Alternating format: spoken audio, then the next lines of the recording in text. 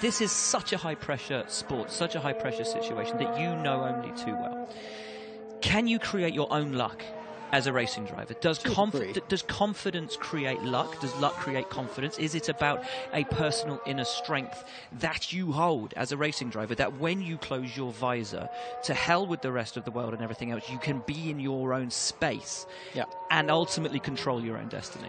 I think to a degree, yes. There is something, for whatever reason, sometimes you have times in a championship, when I'm probably more talking about if I did Formula 3 or even Formula 3000, where you have this run, and I don't think it's luck, it just sort of materialises and happens. I don't think you create it, but it's somehow the aura of the Earth's power all come together, and it just sort of carries on with you.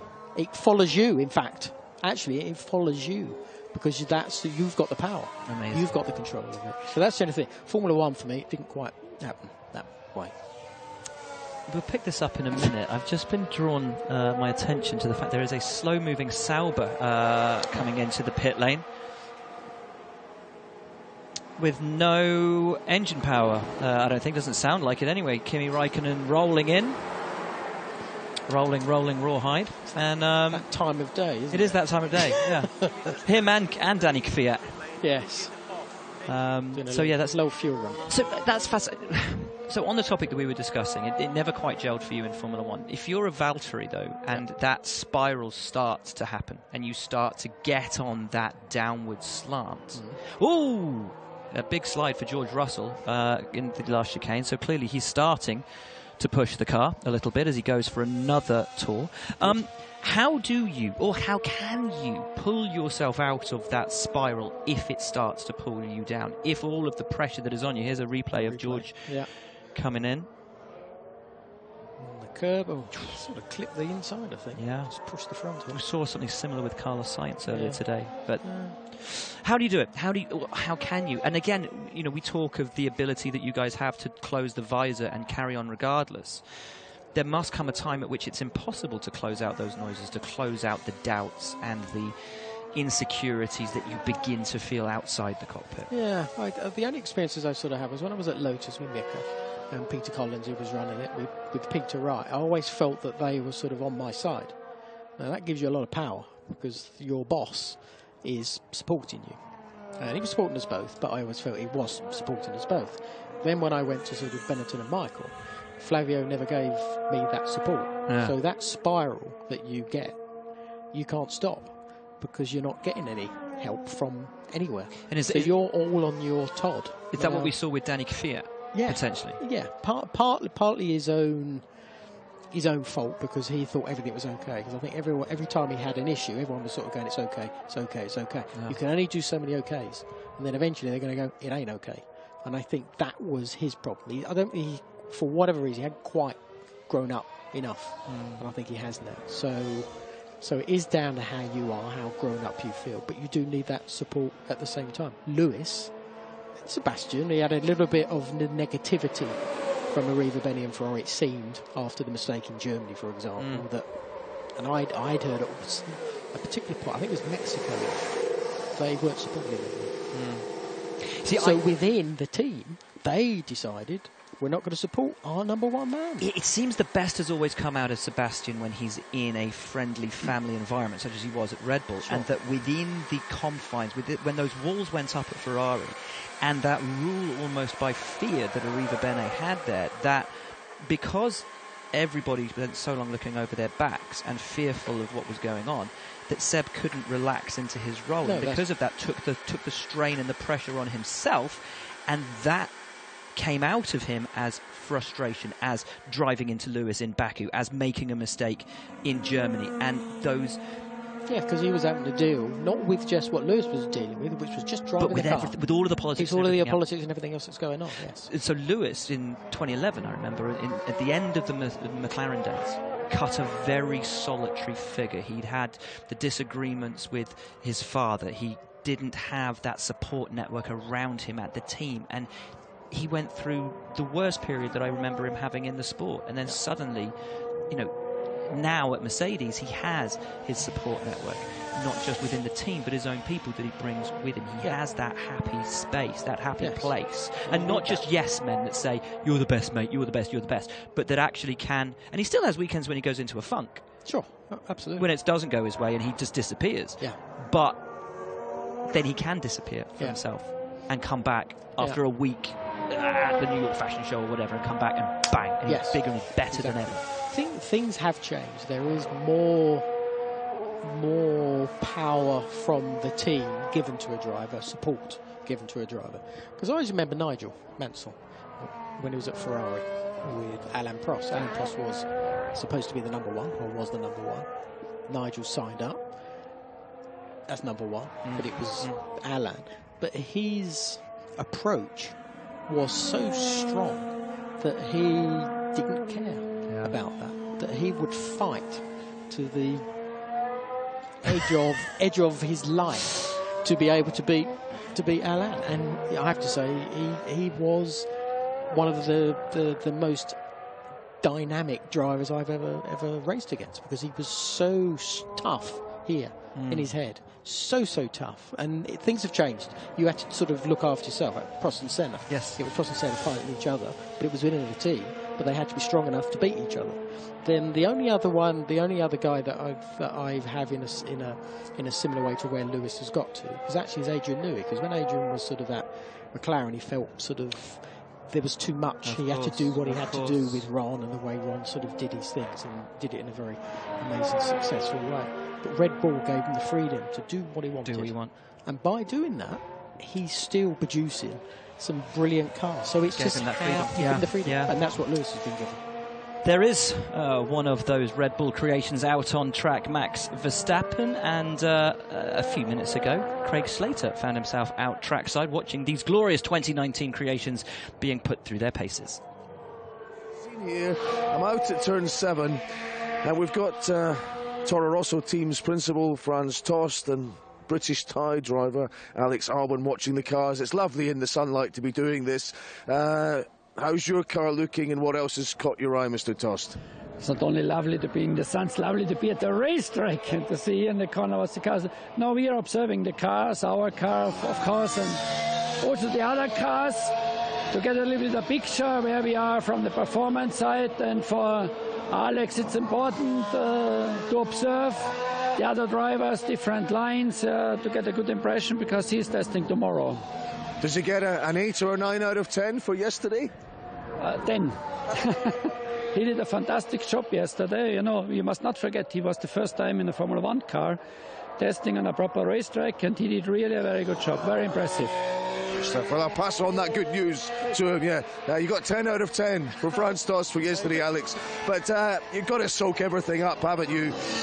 In your own minds, what sort of things are you most sort of working on and processing and looking to put into your next day on track? Yeah, at the minute, just managing tyres. But yeah, again, just giving the right feedback, because there is so many things to report on, especially in winter testing, obviously.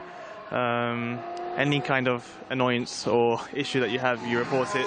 It's just a bit different to Formula 2, to be honest. But no, it's going okay. I think right now, with Franz, to kind of see what the others are doing. He has a keen eye for this kind of thing. So yeah, we're just seeing kind of, there are a couple of places obviously I could have improved on from yesterday. So we're just seeing these corners and kind of seeing what to do for tomorrow. It's going to be good to get to know you over the coming season. It's your interesting heritage, of course. You've got a Thai license, but we'll count you as one of us in Britain as well. How do you see that? I mean, you'll obviously, you're born in the UK as well.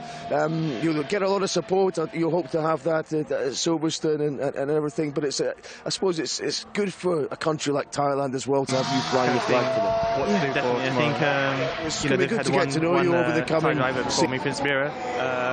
And yeah, of course, I mean, at the end of the day, I'm half Thai, half British. And yeah, it's cool, to be honest. I think it's a dream country, really is. And to be with a Thai license, it means a lot as well. So just finally, what's caught your eye? Franz is admiring the cars. Ferrari looks particularly good here. Is that the standout performer as far as you're concerned thus far?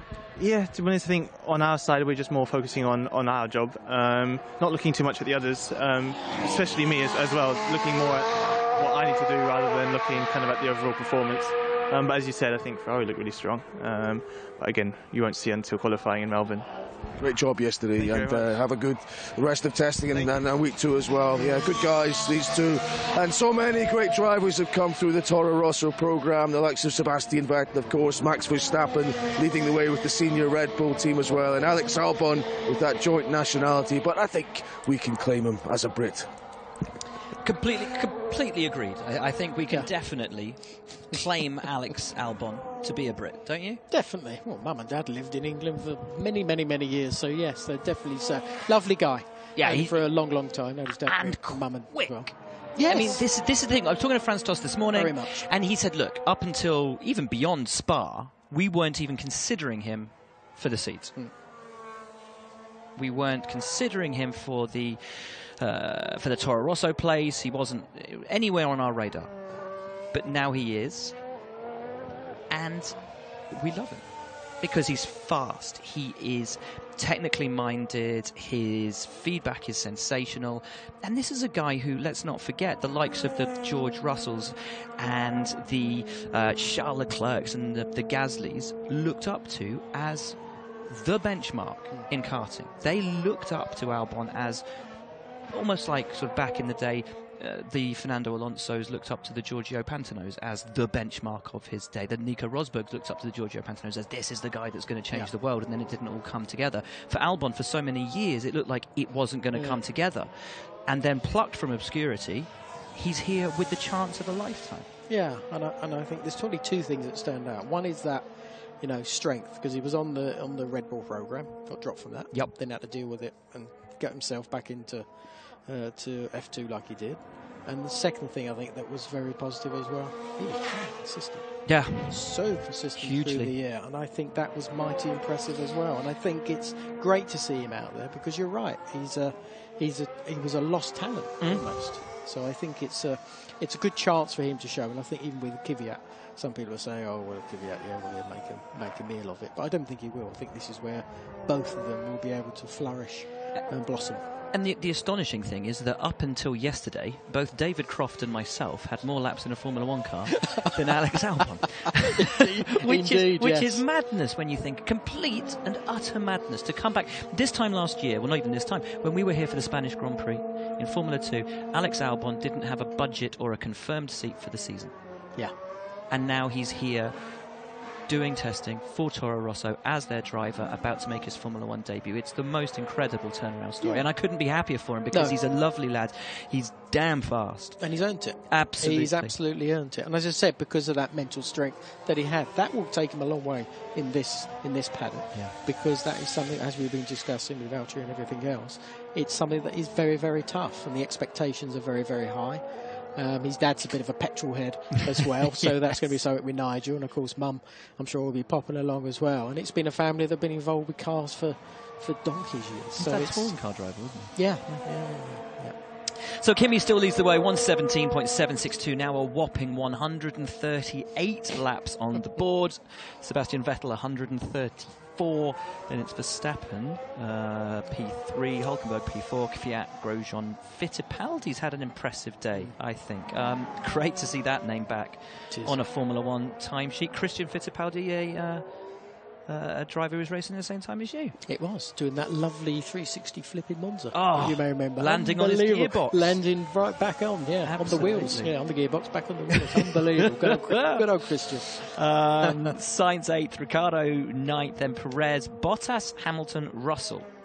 The bottom three, Russell's pulled it back up to a 125.6, so starting to push that Williams through its paces. I don't think we should be too worried about Bottas and Hamilton in the 1 minute 20s with Raikkonen up on a 1:17.7. I'm going to say heavy fuel and not really worrying about things on the harder compound tyres, as is their want, as is their tradition, as is their now annual testing programme. I think you're spot on with that one, yes. I think they have be able to get once a year. I'm spotting. I've shot my bolt in the first few days. Yeah. Oh. But that's good because there is a little tiny unknown. There's probably a lot of people back home thinking, fine, they'll be okay when they actually get round to it. I don't think it's going to be as simple as it was. I think Toto's already admitted that, and I think Ferrari and hopefully Red Bull will be more than willing to take away the race wins and championship from them. Daniel Ricciardo has just set his fastest lap of the day, a 1:19.498. Interestingly, this morning, Nico Hülkenberg set a 1:18.